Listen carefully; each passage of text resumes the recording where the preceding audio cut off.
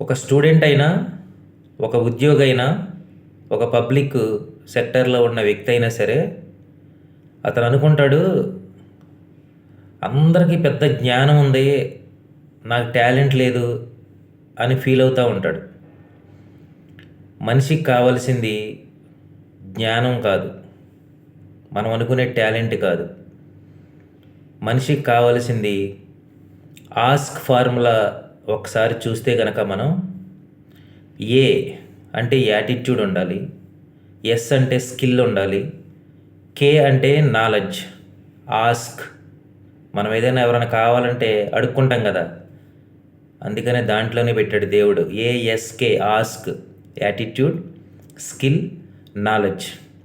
నీకు మంచి యాటిట్యూడ్ ఉందనుకోండి, మీ బాస్ చెప్పే పని సక్రమంగా చేసేసావు అనుకో, అది ఒక మంచి యాటిట్యూడ్. ఆటోమేటిక్గా స్కిల్ వస్తుంది. ఈ రెండు ఉన్నాయి అనుకోండి, నాలెడ్జ్, నువ్వు అనుకుంటున్నావు చూసావా నాకు లేదని, అది తన్నుకుంటా వస్తుంది. కాబట్టి నీకు ఉండవలసింది ఏంటి? యాటిట్యూడ్. Thank you.